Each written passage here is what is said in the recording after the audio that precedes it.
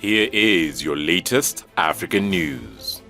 Africa-wide, African governments intensify efforts to get citizens home from Ukraine.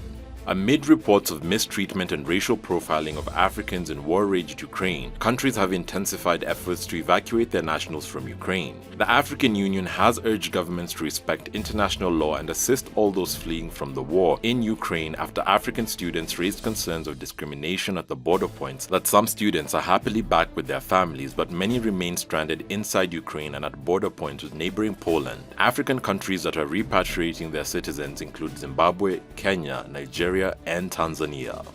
Africa-wide, end of problem of plastic pollution in sight.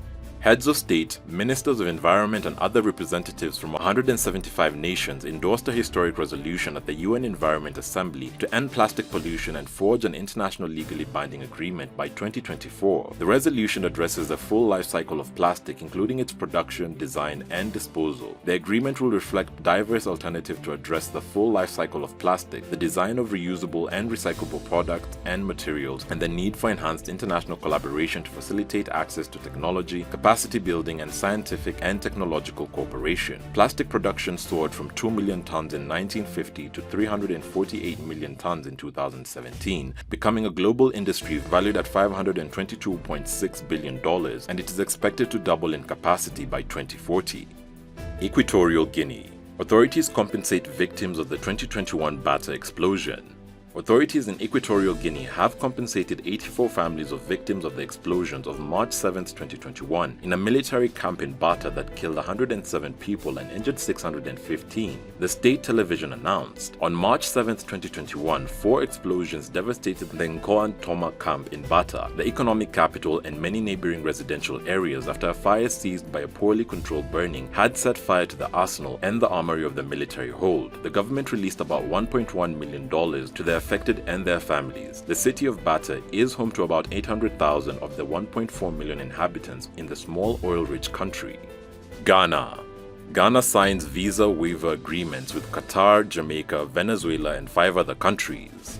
In a bid to improve service delivery with regard to passport administration both in Ghana and its mission abroad, the government has signed visa waiver agreements with 8 countries. The countries are Qatar, Jamaica, Suriname, St. Kitts and Nevis, St. Vincent and the Grenadines, Guyana, Venezuela, and Malta. Officials from these countries carrying diplomatic service and official passports will be exempt from applying for visas when entering Ghana and vice versa. This was disclosed in a tweet by the presidency, which also announced the other measures the government had devised to enhance service delivery. The measures include the purchase of generator sets for all 13 passport application centers and the rollout of e-visa application hardware at Ghana's mission abroad and the Ghana Immigration Service.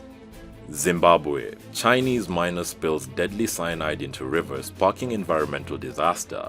A Chinese-owned gold mine operating without a license near Karoi village in Zimbabwe recently spilled cyanide-laced slimes into Angwe River, killing fish and putting the lives of villagers downstream in danger. The river is rich in diverse aquatic life, which includes fish and crocodile, and support numerous communities along its course. Reports have been coming from concerned villagers who say their lives and that of fauna were under threat following the discharge of cyanide-laden waste into the water body. The incident happened at the D-Trop mine. An EMA report compiled following a visit to the scene corroborated the environmental disaster, and the report established that the mine did not have an emergency spill response strategy, nor did it have the required ferrous sulfate to decontaminate the affected area. The mine was ordered to submit a progress report on cleansing the river and has been closed indefinitely.